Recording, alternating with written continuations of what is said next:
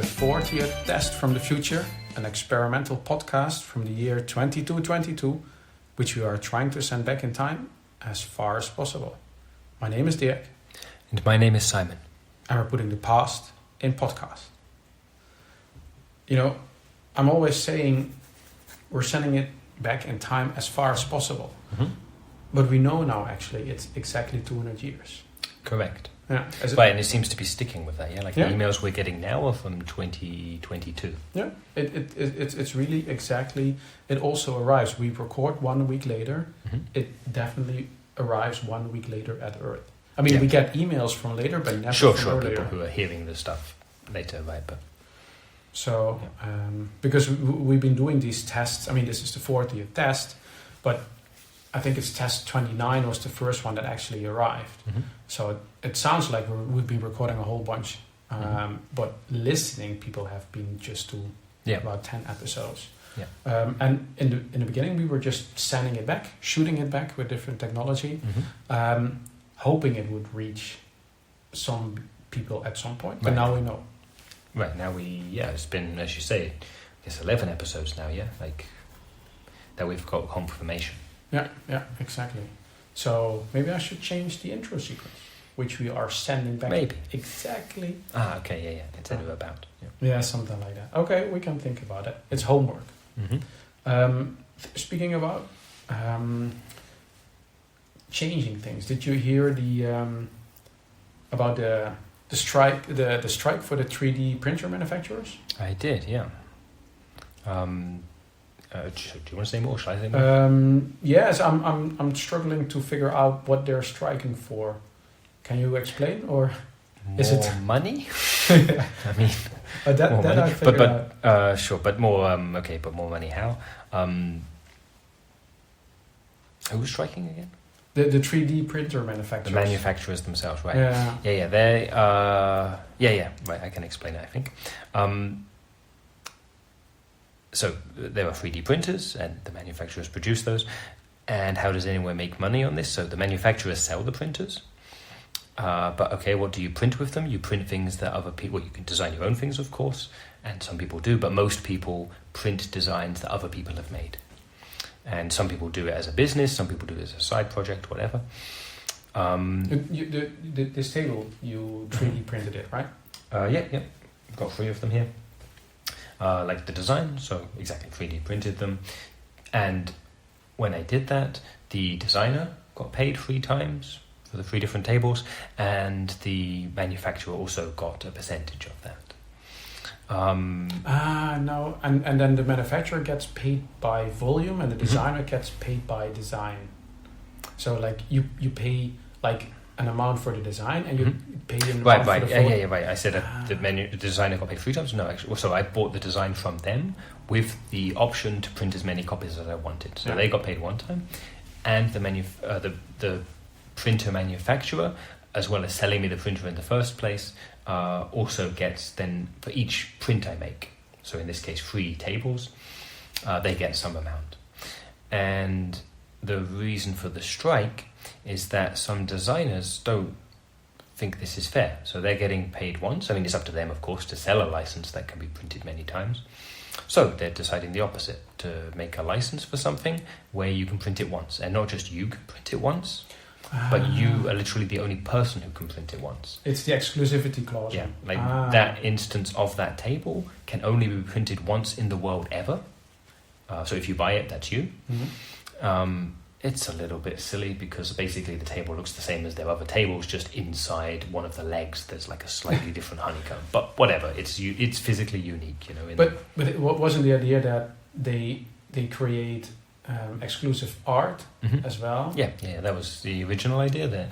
Rather than a piece of artwork being duplicatable, being able to be made many copies of, that there could only be one instance of it. Like the designer designed it, but there can only be one physical instance of that in the world. So because there's this typical statue with the like this woman standing in a shelf.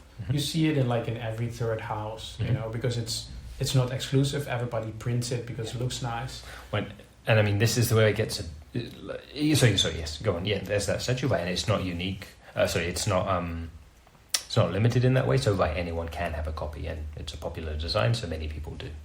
And it isn't that if like a famous artist like Betty or Donaldson or so, they create like a piece of art with the license to print it once, so they sell it for like, I don't know, 80,000 euros, and then one person, basically the top seller, pays 80,000 euros. Top bidder, you mean? Yeah. Oh yeah, sorry, top bidder. Yeah. And then they can print that and stands in their house or garden or whatever. They can do what they want with it. Yeah, they can sell it themselves, but and they're the only ones having that in the world. It was printed once, and then after that it's unprintable.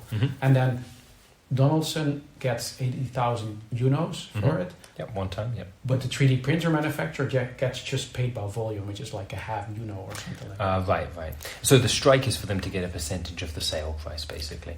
Whereas until now, the way it's been is exactly on volume. Like it's been so it depends on your printer model and various other things, but it's not tied to the sale price. It's basically some very, very small amount, just because when they made these contracts years ago, the idea was, hey, people are going to print loads of stuff. We don't need to make lots of money per print. We just need to make a small amount per print. Yeah. And they still make that money. Yeah, people print all kinds of daily household things that they need. They still get that small amount. So critics of their strike are like, hey, you're just being greedy. Yeah. You see that some people are making so much money, like with the artwork, for example, and you want a piece of that. And you don't. So the critics are the criticism of it is, why are the manufacturers entitled to that? Okay, but they're striking, and it's pretty unusual or pretty strange. So with a manufacturer striking, the way that appears to customers is they can't buy new printers, and can't buy. If something goes wrong with their current one, they can't get it repaired. Yeah, and at least a lot of people can't print anymore. Right. So like, there's no. I mean, of course, you can't print a new table or a new fork or a new statue or so. Most of the cases is not a big deal. But let's say you're rowing and you're like actively right this moment, or you're rowing. You're in a boat. You're in the water. You're rowing, and your the oar breaks. What's it called? The oar. Oar. The sticks with paddles on the end. Yeah. Oars. Yeah. Your oar breaks. You would just print a new one. Right. Yeah, while you're there in the river or the lake or whatever. Yeah, and so there have been incidents because people weren't able to print replacement parts or something like that. So I think they're figuring a way out of emergency prints, but I'm sure that they will come to an agreement where the 3D printer manufacturer gets a cut, but a super tiny one. And it's an unusual strike in the sense it's the larger corporations on strike while the designers aren't on strike. Because who's it trying to pressure? The reason I mention that is that some artists are saying, okay, well, I wanted that there can only be one of these.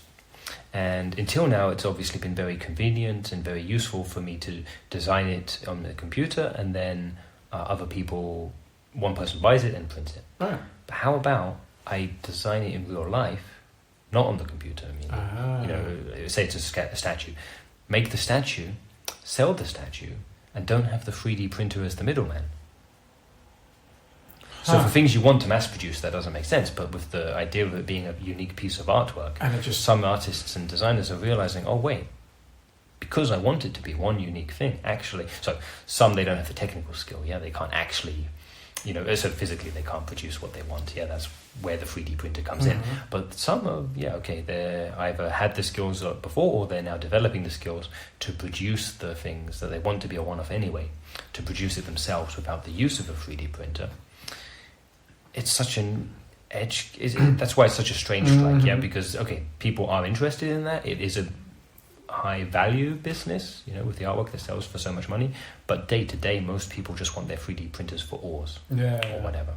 So it's an odd strike. But I like your suggestion, though, where, so if Betty designs a super exclusive statue, and then she says it costs 80,000 euros, and the 3D printer manufacturer is saying, I want a cut, if you want to print it. They want 0.001%, whatever. They want 10%. Yeah, that's a bit more of a big deal. But I'm just saying that, that just happens when there is the sale.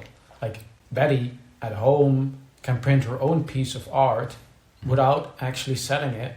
Then she just pays for the volume because there is no actual designer sale because she's the owner. Right. And then she can transport it via teleporter to Nairobi or whatever the buyer is. So instead of having the buyer print the art himself, he just comes to collect it or it gets delivered to his place.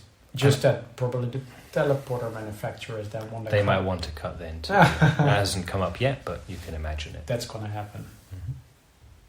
Okay. That was actually super off topic. We haven't actually started the episode yet. Oh no. Okay, I hope you guys are still listening. We have a really cool tech topic lined up, but I thought we take a quick look at the user questions. I didn't prepare this, I have to say, so I'm just scrolling through whatever came in at, what's the email address again? michaellasagna5@gmail.com. We're on episode 40 now, yeah? So if you are hearing this, please, we know you're hearing this because you're hearing this. If you have questions for us or things you want to tell us, please email michaellasagna5@gmail.com with the number 40 in the title, subject. And if you're not hearing this, don't bother to let us know. Exactly. If you're not hearing this, go away. There's another email from this Vladimir. With the same as last week. Yeah? Same as last week is the guy with the complicated last name. Last week he said that we stole our podcast idea from something. Okay, he's writing about the same topic. So he's saying, last week he said, it's an answer to the. I asked if he had some more information. Yeah. So I'm just quickly recapping his email from last time. You guys pretend you're original, but we all know you stole this idea from the famous episode 17 from 1921. We said we have no clue what you're talking about. Like episode 17 of what? So he's now saying in 1921 there was a radio broadcast. So they didn't have podcasts back then, I guess. Okay. And this radio broadcast was titled Episode 17, where two guys pretended they were from the future and talked about stuff that nobody understood. He said that it actually happened and they teach it in art school. You learn about this in art school, which is he's saying you guys had the same subject in school and you just copied that. Super unoriginal. If you don't believe me, look it up.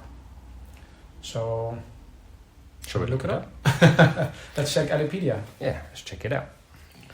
Hold on, I'm switching on my lens. 1921, episode 17. There is actually a page on Wikipedia called that. Okay, and so what was it about? What were who were the hosts? Okay. It's saying basically what Vladimir says. It has a script. Oh, hey, that's like a transcript, like the whole text? Yeah. Okay. I guess someone at some point typed it up. It says, hello. This is the 17th test from the future. This is actually what we're saying. I mean, that sounds familiar, but we haven't seen this before. Podcast from the year 2221. Send back time, past and podcast. It's our names. But okay, so wait, check this out, Vladimir. We have not seen this before. We did not copy this, but it sounds like us. But before, our first one that we knew of that went back successfully was 29. It's 29. Yeah, 29 is the one. That's the low fidelity wave burner. Yeah, the one set to 19. So that's what we've been using since episode 29. Right, and it has been. So what did I guess? So let's. I don't remember off the top of my head. Let's look into what we did for number 17. Exactly. But 17 worked apparently. I have the transcript. It's funny. It's not literally because obviously nobody recorded it. So this is basically a transcript. It's just like someone's memory of it. Exactly, but a memory of a bunch of people. Okay. Like things that people remembered. So quantum R computers apparently we spoke about. Okay. I do remember that. Yeah. I don't remember which episode this was. A few months, but yeah. I don't remember which episode we spoke about quantum R computers, but they're saying 17. Must be. Let's go with that. But the thing is, somebody can just make this up. You can put it on Wikipedia and then pretend it happened and it didn't actually happen. What I find worrying is that we find this in our Wikipedia, but how does Vladimir know about this? From a precursor to Wikipedia? He says it actually. This is actually a thing, and we used quantum R computers to send one of our episodes back. I think it's the 7. Yeah, that's the 17th one because I'm scrolling the script now. Mm-hmm. Yeah, we speak about the quantum R computers, where we got them, what the technology is, but the test episodes were pretty short back then. Yeah. So we don't go into too much details. And then that's it, basically. So people were a little bit confused, apparently. Didn't really understand most of it. Mm-hmm. Well, to be honest, there was no follow-up, so... If I listen back to more episodes, I don't understand most of it either, to be honest. Mm-hmm. I can't imagine it. But 1921. That's 300 years. Like 301. From now, but when we 17 came out last year, so... And we've been doing 200 years now for a while. You think episode 17 ended... It's tricky. So let's try again then. We'll try, the technique we used for number 17. What's tricky is we can't ask people to email us. But now if we know it goes back 300 years, we can ask them to write a letter. Yeah. And send it or check the transcript. Oh, that's going to be tricky. So let's assume it goes back successfully. People hear it. We need a way for them to tell us that they heard it.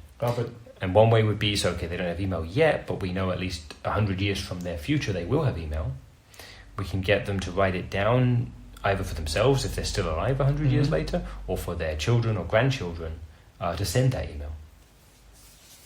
We can try. Put it in their will, get a lawyer to do it, But it to be honest, but we have one problem. What's that? It's not completely unsolvable, but... I don't have the quantum R computers anymore. Oh, right. I took them to the tech drop. Yep. For the listeners, that's basically a massive skyscraper.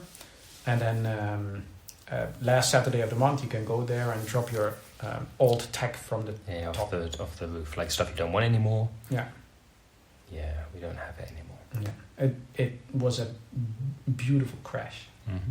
Yeah, the crash site, like the place, it's on the outskirts of the Skyline Park in Frankfurt. Mm-hmm.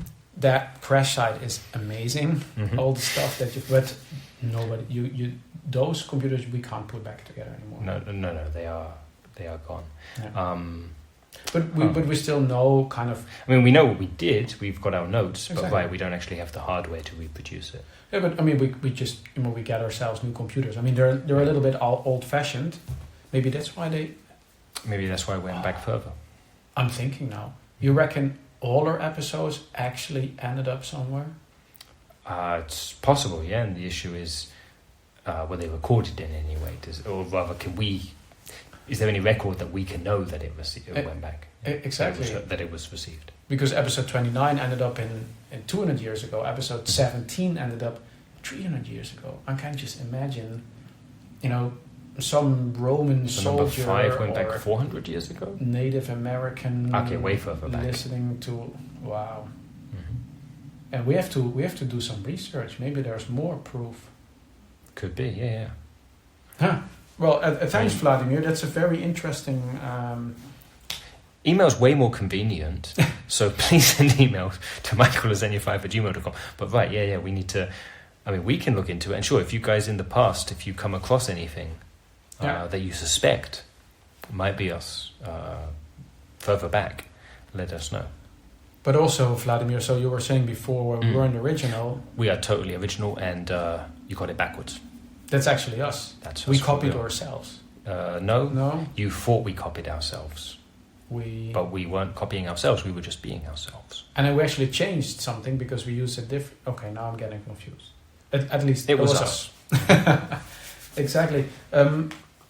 Interesting. We had a super interesting tech topic saved for this week, but with all this talk about printers and 1921, I suggest we keep it for next time. Sounds good, yeah. And we actually don't say what it is. So we keep it as a spoiler. Yeah, the opposite. Teaser. Yeah. As a cliffhanger. Mm-hmm. What will be the topic next week? And I would say we wrap it up. Sounds good. So thanks everybody for listening, and see you in 200 years. Goodbye.